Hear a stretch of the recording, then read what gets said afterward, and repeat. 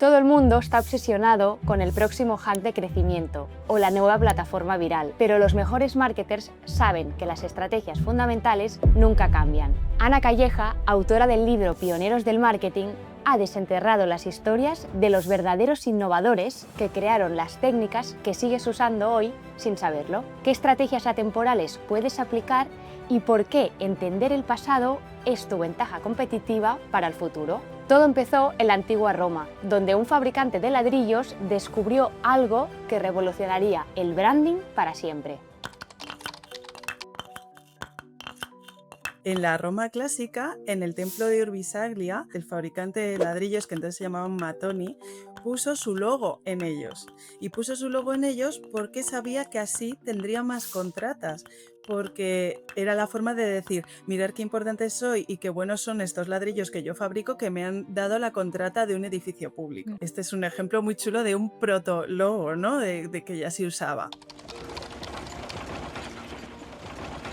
En las plazas públicas, aunque no todo el mundo sabía leer, pero se publicaban bandos por escrito y también había pregoneros que hablaban de estos bandos de, por ejemplo, ha llegado un cargamento nuevo de esclavos a la plaza del comerciante no sé qué, ¿no? Pero además tú podías también, por ejemplo, patrocinar uno de los espectáculos de circo. Entonces, si tú eres el patrocinador de ese espectáculo, tenías derecho a sentarte en primera fila, pues con los gobernantes de la ciudad, con la gente importante. Entonces, por ejemplo, si tú eras un comerciante de pieles y te acaba de llegar un cargamento de pieles de Asia, de pieles exóticas, de animales, pues tú podías publicar un bando, ¿no? Para que se supiera y además pues sponsorizar el circo, ¿no? Entonces tú te ibas ahí a primera fila con tus pieles puestas, todo el mundo veía, oh, ¿quién es este señor que va con esas pieles tan exóticas? Entonces, o sea, al final tú podías llegar a tu público por muchos medios ya entonces, ¿no? Y estamos hablando del siglo I a.C. A finales del siglo XIX en Francia existía un periódico que se llamaba Le Vélo, que significa la bicicleta, ¿no? Y justo estaba pasando por un periodo de ventas bajas, porque su director era un periódico deportivo, pero su director se había metido un poco en política, había empezado a hacer columnas de opinión política y claro, esto dividió a la opinión pública francesa, o estabas con Dreyfus o estabas contra Dreyfus, ¿vale? Hubo muchos anunciantes pues, que se ofuscaron y decidieron irse y dejar de publicar sus anuncios en este periódico. Entre ellos Michelin, que sigue existiendo, y otros como Clemont, que también hacía ruedas. Una de las personas que trabajaba en Clemont decidió organizar a todos estos anunciantes que habían dejado de anunciarse en Le Vélo para montar su propio periódico, que se llamó Le Auto, el coche. Y bueno, resulta que no les salió tan bien como ellos pensaban que iban a crear ya ahí como su propio cártel de, bueno, aquí nos anunciamos y nosotros nos lo cocinamos, pero no vendieron tanto. Entonces, una de las medidas que surgió de la idea de uno de los periodistas del Auto fue, como ya había interés por el ciclismo entonces, fue, ¿y por qué no creamos la carrera más brutal, heroica hasta la fecha, que dé la vuelta a Francia, que sea tan increíble el esfuerzo que tengan que hacer los ciclistas, que la gente de los pueblos salga ahí como a recibirles como héroes, ¿no? O sea, que sea algo muy espectacular y que nosotros tengamos la exclusiva de los resultados y de la organización. Entonces, en 1903 se organizó el primer Tour de Francia y fue tal el éxito que este periódico, El Auto, empezó a vender cada vez más. Se estuvieron organizando ellos el Tour de Francia durante 50 años. El Auto todavía existe, ahora ya se llama L'Équipe, pero es un periódico que todavía existe. Y en cambio Le Vélo pues dejó de existir. Los Kleenex nacieron en los años 20 y como el nombre indica, Kleenex era para limpiar. Lo creó Kimberly Clark, que es una empresa que todavía hoy existe y que hacía muchos productos desechables como pañales desechables, que entonces eran algo súper pionero. Y sacaron estos pañuelos de papel de un solo uso, en principio eran para desmaquillarse. Entonces en los anuncios que estaban, o sea, el público objetivo eran mujeres, se ponían en revistas femeninas y salían pues actrices de la época, Jean Harlow y otras, pues como quitándose el maquillaje con ello para cuidar su piel y bla bla, ¿no? Pero Kimberly Clark era una empresa que ya tenía un departamento de marketing y unas estrategias de marketing importantes, ¿vale? A pesar de que hablamos de los años 20, o sea, eran bastante pioneros en ello, ¿no? Y tenían un departamento de estudios de mercado. Entonces allí detectaron de que a pesar que el marketing se estaba dirigiendo a las mujeres, había muchas personas, y entre ellas hombres, que los usaban para sonarse la nariz, vamos. No sé si os acordáis, pero nuestros abuelos llevaban siempre un pañuelito de tela dobladito en el bolsillo, ¿no? Como que los del departamento de marketing no estaban muy convencidos, pero dijeron, bueno, vamos a guardar un poquito de budget para poner otros anuncios diferentes en revistas masculinas. Poco tiempo después, las encuestas decían que el 60% de los usuarios lo usaban para sonarse los mocos. Entonces ya decidieron que había que darle al consumidor la razón, ¿no? O sea, al final el mercado había decidido que ese era el uso idóneo, y Kleenex pues ya ha pasado a ser lo que hoy es el nombre genérico que usamos para un pañuelo de papel, que lo usamos para eso, ¿no? Y de hecho tenían una publicidad que era "Don't keep a cold in your pocket", que es como no tengas el resfriado en el bolsillo, ¿no? Usa mejor estos pañuelos que son de un solo uso. Y así se quedó. Primeros años del siglo XX, ¿vale? Afeitarse, tenías que ir a un barbero o podías tener tu propia cuchilla, pero era una cuchilla que tenías que mantener muy bien afilada. King Cab Gillette fue el creador de estas cuchillas que eran, él ideó unas cuchillas que fueran lo suficientemente baratas, endebles y baratillas, para que no hubiera que mantenerlas, sino que se pudieran tirar. Entonces, después de X usos, que ya estaba desafilada, ya en vez de volverla a afilar, pues la tirabas y usabas una nueva.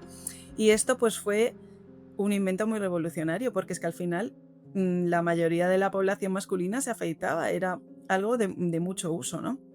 Entonces, desde el principio él usó técnicas de marketing que fueron muy novedosas en la época. Por ejemplo, hacía mucha inversión en prensa escrita, y sus anuncios ponían que te daban 30 días para usar este producto, y si después de 30 días no estabas convencido de que era un invento fenomenal, te devolvían el dinero, ¿no? Que ahora esto lo hemos visto 30.000 veces, pero bueno, entonces era como, vamos a probar esto. Y bueno, le vino muy bien varias cosas históricas que fueron pasando. Por ejemplo, llegó la Primera Guerra Mundial y él consiguió la contrata para darle las cuchillas de afeitar desechables a los soldados de Estados Unidos, ¿no? Uh-huh. Entonces esto hizo que se extendiera el conocimiento de estas cuchillas. Luego llegó el periodo de entreguerras, los años 20, las faldas se acortaron, se enseñaba más pierna, había que afeitarse. Entonces decidieron hacer publicidades targeteadas dependiendo del tipo de público. Las cuchillas de afeitar para mujeres no se llamaban cuchillas siquiera, se llamaban My Lady Décolleté, ¿sabes? Y tenían pues otro tipo de publicidad muy diferente. Ya tenían ahí como dos líneas de negocio. Luego llegó la Segunda Guerra Mundial. Con el esfuerzo de guerra, todo el nylon de las medias se dedicaba a hacer paracaídas, no había medias. Tenían que depilarse las piernas las mujeres porque las medias ya no podían ocultar el vello, ¿no? Entonces, pues más que vendieron allí. Es muy curioso porque hay muchos ejemplos de marcas que las guerras les han venido muy bien, porque ante la adversidad o escasez de ciertas cosas han creado productos que luego han sido muy populares, ¿no? El caso es que luego ya perdieron la patente, hubo más empresas rivales que sacaron cuchillas desechables y ellos empezaron a diversificar pues con productos que fueran al final la misma cuchilla pero diferentes mangos, diferentes envases. Y bueno, pues todas estas cosas, ¿no? Que al final son técnicas de marketing, pues ya las aplicaban ellos entonces, sí. Madame Jessie Walker es que es un personaje súper interesante, ¿no? Ella fue la primera millonaria negra de Estados Unidos y que lo consiguió por sus propios medios, o sea, no heredó nada. Y ya tenía una frase así que era como: yo nací de la plantación de algodón, y de ahí me ascendieron a la cocina y de ahí me ascendí yo misma a crear mi empresa, ¿no? O mi emprendimiento. Ella lo que empezó es a crear productos que eran específicos para el pelo de la gente negra, ¿no? Que tiene sus especificidades, y entonces no había champús tan desarrollados como ahora, pero aparte pues había menos higiene. Empezó a crear un producto que tenía demanda, era solo que a ese público nadie les había hecho caso antes, ¿no? Y además empezó a tratarlos en su publicidad pues con respeto, ¿no? Hasta entonces, si salía una persona negra en una publicidad, siempre era como ridiculizada, ¿no? Era como el negro gracioso o el negro analfabeto. Y bueno, pues le empezó a ir súper bien, empezó a tener una distribución más amplia, empezó a formar vendedoras. Como le iba bien, ella también invertía mucho en la comunidad negra, entonces creó unas ayudas específicas para personas que no tenían acceso a la educación. Ella, cuando se hizo su primera mansión, se la encargó al único arquitecto negro de Nueva York para darle publicidad a él. Entonces, bueno, pues fue una persona que hizo mucho por su comunidad y lo hizo todo desde cero. Aquí no lo conocemos en Europa, pero es que en Estados Unidos fue un fenómeno de un año exclusivamente, ¿vale? Entonces era un creativo publicitario que hablando, Gary Dalf se llamaba, hablando con un amigo suyo sobre, o este es el storytelling que él cuenta, ¿no?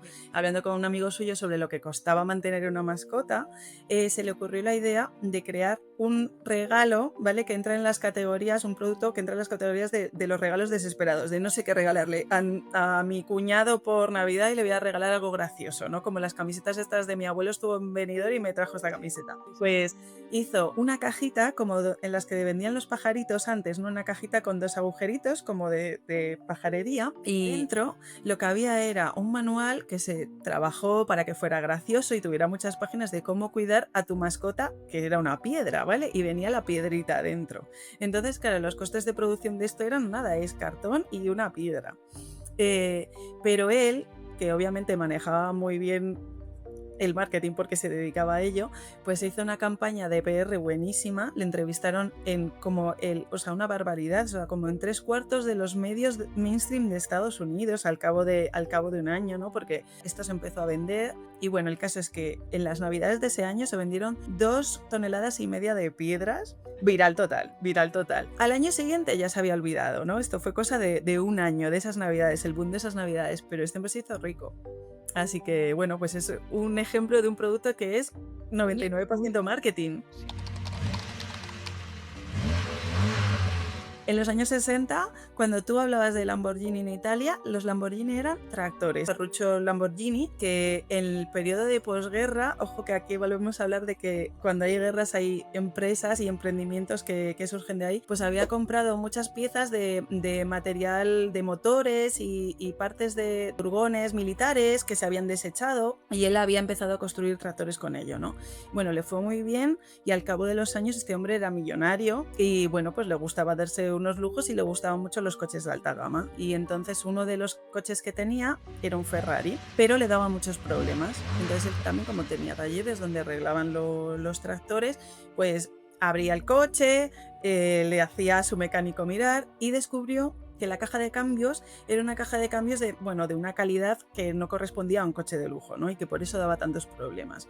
Entonces se indignó y llamó directamente a Ferrari y dijo que le pasaran con Enzo Ferrari para hablar de tú a tú. Y bueno, parece que la conversación fue un poquito acalorada y acabaron mal y Enzo Ferrari le acabó diciendo algo así como que un coche de lujo como este no es para un asno como tú, ¿no? Como para alguien que fabrica tractores. Y que entonces Ferruccio, pues muy cabreado, dijo, sí, pues voy a hacer yo ahora un coche mejor que los tuyos. Bueno, esta es como la historia, ¿no?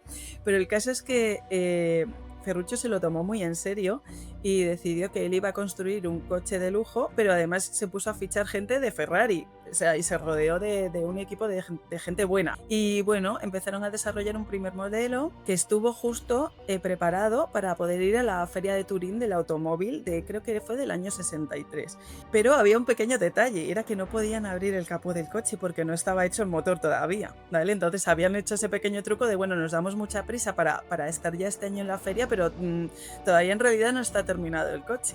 Pero bueno, el caso es que llamó mucho la atención, gustó mucho y bueno, el primer año tuvieron pues una docena de encargos, el segundo año fueron creciendo, el tercer año fueron creciendo y así hasta el día de hoy en que Lamborghini ya con tractores no lo relacionamos para nada, ¿no? Entonces esa es la historia que te cuentan cuando tú pues vas a recibir las llaves de tu Lamborghini, ¿no? Para que sientas que estás entrando en una marca que tiene unas convicciones sobre el trabajo bien hecho y esas cosas, ¿no? Eso es como lo que quieren unir a la marca con esta historia. Mientras otros buscan el próximo truco viral, los verdaderos secretos del marketing están escritos en la historia. Desde los ladrillos romanos hasta la guerra entre Ferrari y Lamborghini, cada una de estas historias contiene estrategias que puedes aplicar hoy mismo. ¿Cuál de estos pioneros te ha sorprendido más? Compártelo en comentarios y suscríbete para aprender más sobre marketing digital. Nos vemos en el próximo vídeo.